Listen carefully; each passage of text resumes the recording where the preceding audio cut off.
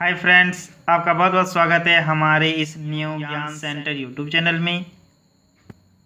यह video class 12th student के लिए बहुत ही ज़्यादा इम्पोर्टेंट रहने वाली है, क्योंकि मैं इसमें आपको हिंदी में अंतरा भाग 2 कक्षा 12th के लिए हिंदी एक ऐच्छिक यानी कि इलेक्टिव की पाठ्य पुस्तक से आपको देखिए विषय सूची में ये देखिए ये कविता खंड हो गया, जिसको मैंने जयशंकर प्रसाद का देवसेना का गीत मैं आपको इसमें बताया था। एक चैप्टर का क्वेश्चन आंसर आज मैं आपको पद वाला मैं बता दिया था।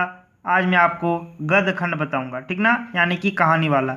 चलिए आज मैं दिखा देता हूं कि आपको कौन वाला कहानी का बहुत ही अच्छी तरीके से क्वेश्चन आंसर सरल भाषा में करवाऊँगा। तो देखिए गद्य खंड रामचंद्र शुक्ल, ठीक ना, रामचंद्र शुक्ल जी का एक है कहानी प्रेम घन की छाया स्मृति। इसका मैं बहुत ही इम्पोर्टेंट क्वेश्चन आज आपको बताऊंगा जो आपका एग्ज़ाम में पूछे जाएंगे। तो हमारे इस वीडियो को पूरा कंप्लीट अंत तक जरूर देखें। अगर हमारे चैनल में पहली बार आए हैं तो हमारे इस न्यू ज्ञान सेंटर चैनल को सब्सक्राइब जरूर कर लें, साथ साथ बेल आइकन को प्रेस कर दें। इस वीडियो को अपने दोस्तों के साथ ज़्यादा से ज़्यादा शेयर अवश्य करें। अगर वीडियो पसंद आए तो एक लाइक ज़रूर करें। तो चलिए वीडियो को शुरू करते हैं। अगर आपने अभी तक मेरे पिछले वीडियो नहीं देखे हैं हिंदी के, यानी कि अंतरा भाग 2 से ही है, ये गद्य खंड हो गया जो मैं बताऊंगा आज, और उसमें आपको पद खंड की एक मैं बता दिया हूँ देवसेना की गीत का बहुत ही इम्पोर्टेंट क्वेश्चन और सरल भाषा में, ठीक ना। तो उसे जाके जरूर देख लीजिएगा। मैं डिस्क्रिप्शन बॉक्स में लिंक डाल दूँगा, नहीं तो मेरे चैनल में भी जाके देख सकते हैं, ठीक ना। तो ये देखिए गद्य खंड, और ये रहा रामचंद्र शुक्ल, ठीक ना, रामचंद्र शुक्ल जी। देखिए इसका तस्वीर ये रहा। उसका जन्म कब हुआ देख लीजिए यहाँ पे। रामचंद्र शुक्ल जी का जन्म हुआ था 1884 ईस्वी में, और उनका निधन कब हुआ यानी कि मृत्यु 1941 ईस्वी में। इस डेट को जरूर याद रखिएगा आप। कब हुआ था? सन 1884 में जन्म और 1941 में इनकी मृत्यु हुई थी, यानी कि निधन हुआ था, ठीक ना। और आगे आप लोग पढ़िएगा, इसमें बहुत ही इसकी जितनी भी सारी है दिया हुआ है। रामचंद्र शुक्ल का जन्म उत्तर प्रदेश के बस्ती जिले के अंगोना गांव में हुआ था, ठीक ना। आप लोग का क्वेश्चन पूछा जा सकता है कि रामचंद्र शुक्ल जी का किस गांव में जन्म हुआ था, तो अंगोना गांव में, ठीक ना। इस टाइप से आप सारे के सारे को पढ़ लीजिएगा, ठीक है। सारे को आप पढ़ दीजिएगा अच्छा से, और सारे को देख लीजिएगा बहुत बढ़िया से।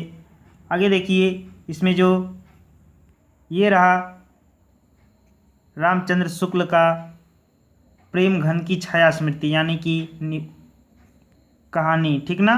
तो आप इसे अच्छी तरीके से पढ़िएगा। प्रेम घन की छाया स्मृति, ठीक ना। स्मृति मतलब क्या होता है? याद, ठीक ना। तो प्रेम घन की जो छाया स्मृति थी उसको आपको इसमें पूरा दिया हुआ है। डिटेल में इस कहानी को पढ़िए बहुत अच्छे तरीके से, लाइन बाय लाइन पढ़िए, ठीक ना। उसके बाद चलिए मैं आपको उत्तर बता देता हूँ आपको इसका सबसे आसानी शब्दों में जो अभ्यास का उत्तर है। तो ये देखिए प्रश्न अभ्यास, ठीक ना। एक नंबर देखिए क्वेश्चन नंबर 1, लेखक ने अपने पिताजी की किन किन विशेषताओं का उल्लेख किया है, ठीक ना। तो सबसे पहले आप कहानी को अच्छे तरीके से पढ़िएगा तो आपको पता चल जाएगा कि लेखक ने अपने पिताजी की किन किन विशेषताओं का उल्लेख किया है।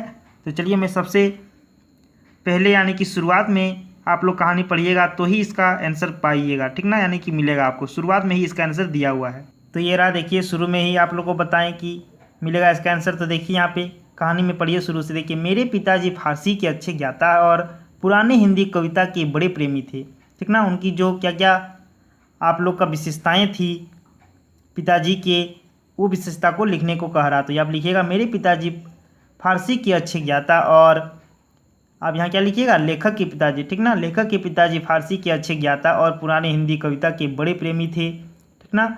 फारसी कवियों की उक्तियों की हिंदी कवियों की उक्तियों के साथ मिलने में उन्हें बड़ा आनंद आता था। ये दूसरा पॉइंट हो गया। चलिए मैं आपको बता देता हूँ सीधा कि आपको कैसे लिखना है।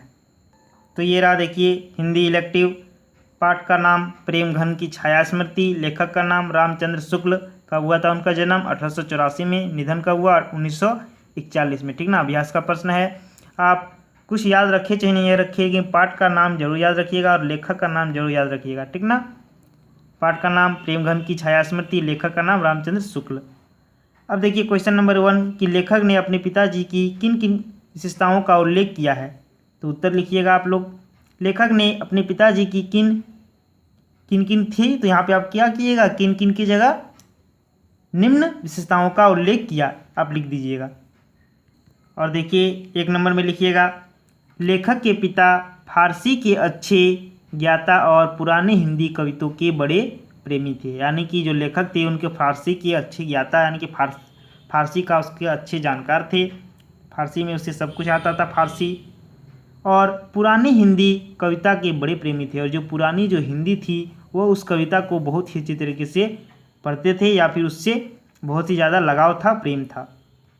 दूसरा पॉइंट लिखिएगा, फारसी कवियों की उक्तियों को हिंदी कवियों की उक्तियों के साथ मिलने में उन्हें बड़ा आनंद आता था। ठीक ना, फारसी कवियों की उक्तियों से मिलने में बहुत ही आनंद आता था, और जो हिंदी कविता की उक्तियों के साथ मिलने में बड़ा आनंद लगता था। आगे देखिए तीसरा पॉइंट लिखिएगा, वे रात को प्रायः रामचरितमानस एवं रामचंद्रिका घर के सब लोगों को एकत्र करके बड़े चित्ताकर्षक ढंग से पढ़ा करते थे। यानी कि रामचंद्रमानस ये एक बुक हो गया, और एक कौन सा बुक, रामचंद्रिका। ठीक ना, रात में दोनों ये बुक बहुत ही अच्छी तरीके से सभी घर के लोगों को एकत्रित करके यानी इकट्ठा करके पढ़ते थे। ठीक ना, बहुत ही अच्छे तरीके से, अच्छे ढंग से। चौथा पॉइंट लिखिएगा, उन्हें भारतेंदु जी के नाटक बहुत प्रिय थे। उन्हें भारतेंदु जी की क्या है, नाटक बहुत ही अच्छे लगते थे। पांचवा पॉइंट लिखिएगा, वे लेखक की पढ़ाई का विशेष ध्यान रखते थे, इसलिए घर में आए भारत जीवन प्रेस की पुस्तकों को छिपा देते थे, ताकि ये पुस्तकें लेखक पढ़ाई में बाधा ना डाल सके। ठीक ना, लेखक के पढ़ाई में बाधा ना डाल सके। इस प्रश्न का प्यारा सा सुंदर सा उत्तर। ठीक ना, चलिए आप अगले प्रश्न की ओर बढ़ते हैं। तो ये देखिए दूसरा प्रश्न, बचपन में लेखक के मन में भारतेंदु जी के संबंध में कैसी भावना जगी रहती थी? तो बताइए कैसी भावना जगी रहती है? तो चलिए मैं आपको इसका उत्तर सरल भाषा में बता देता हूँ। तो देखिए, बचपन में लेखक के मन में भारतेंदु जी के संबंध में कैसी भावनाएं जगी रहती थी? तो उत्तर लिखिएगा, बचपन में लेखक के मन में भारतेंदु जी के संबंध में निम्न भावनाएं जगी रहती थी। पहला पॉइंट लिखिएगा इसमें, बचपन में लेखक के मन में भारतेंदु जी के संबंध में एक अपूर्व मधुर भावना जगी रहती थी। आगे लिखिएगा दूसरा पॉइंट, लेखक की बालक बुद्धि सत्य हरिश्चंद्र नाटक के नायक राजा हरिश्चंद्र और कवि हरिश्चंद्र में कोई भेद नहीं कर पाती थी। ठीक ना, तो लिख दीजिएगा, बहुत ही सुंदर सा प्यारा सा उत्तर। तीसरा प्रश्न देखिए, उपाध्याय बद्रीनारायण चौधरी प्रेमघन की पहली झलक लेखक ने किस प्रकार देखी? तो चलिए इस प्रश्न का भी बहुत ही अच्छी तरीके से सरल भाषा में हमने लिखे हैं, आपको चलिए मैं बता देता हूँ।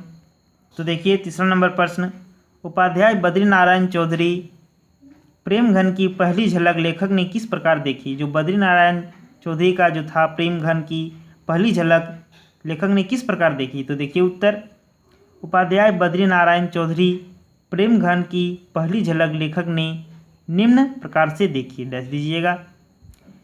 पहला पॉइंट लिखिएगा, लेखक मिर्ज़ापुर में नगर से बाहर रहते थे।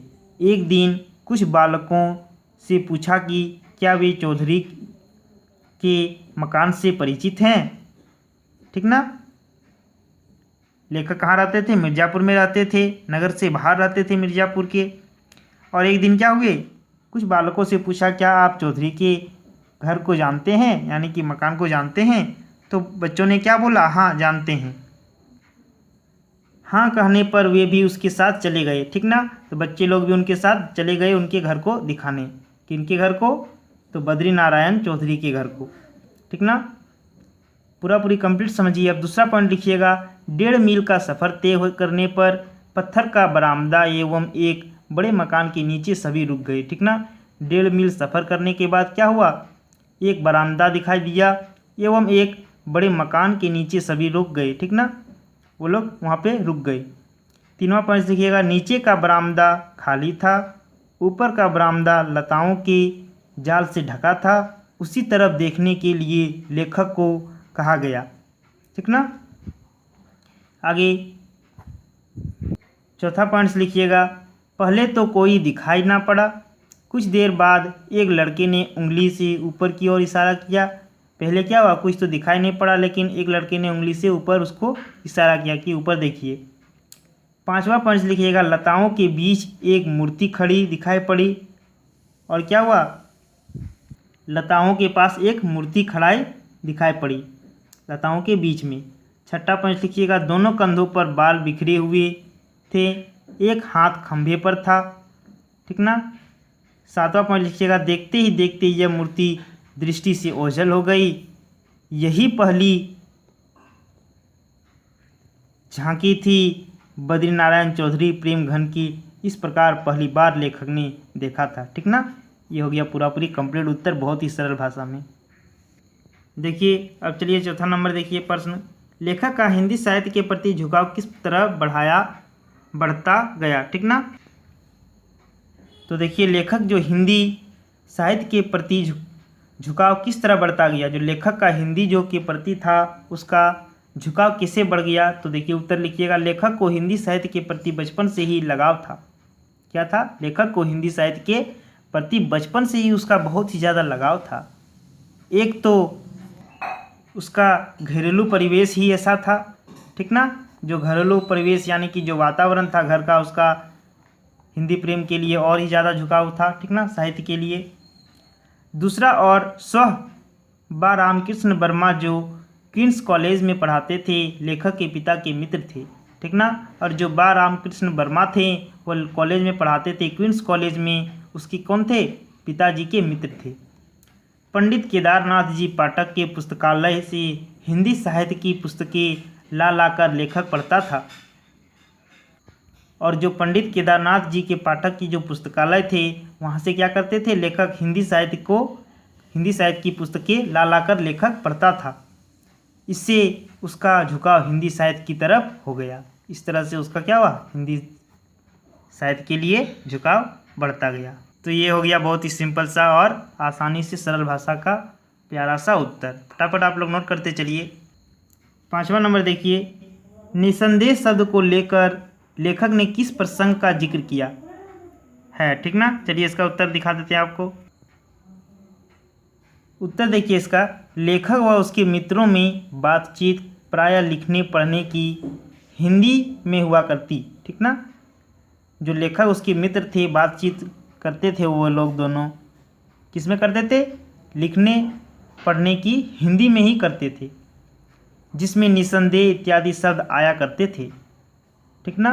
वो लोग जो हिंदी में लिखने का काम करते थे, पढ़ने का काम करते थे, वो हिंदी में करते थे, जिस कारण से उसमें निसंदेह का क्या था, शब्द आता ही रहता था।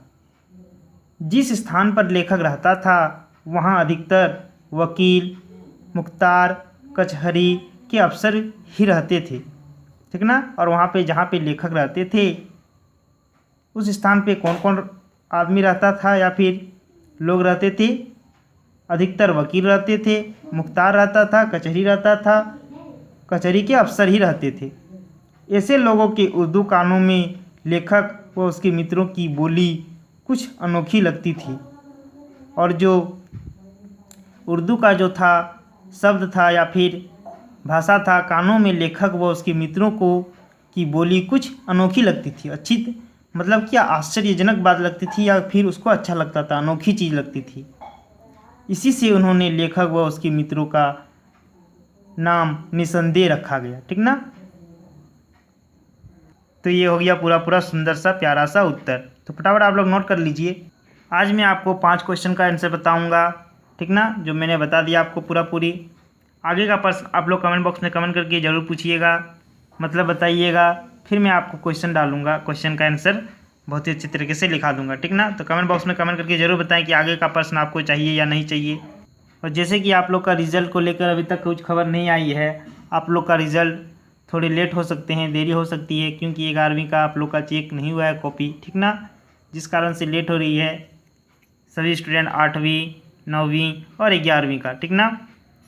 तो आप लोग को टेंशन नहीं लेना है, आप लोग को कंप्लीट पढ़ाई करना है, पढ़ाई करते चलिए। आप लोग सिलेबस नहीं देखे हैं तो जल्द से जल्द जाके सिलेबस ज़रूर देख लीजिएगा। हमने आपको बहुत अच्छी तरीके से सिलेबस बता दिए हैं, ठीक ना। तो उसी के आधार से, उसी के माध्यम से आप लोग पढ़िए अभी आप लोग तत्काल में, ठीक ना। और अच्छी तरीके से पढ़ाई कीजिए आप लोग का, क्योंकि नवंबर दिसंबर में आप लोग का टर्म 1 का जो परीक्षा है ले लिया जाएगा, ठीक ना। तो अच्छी तरीके से पढ़िए आप लोग।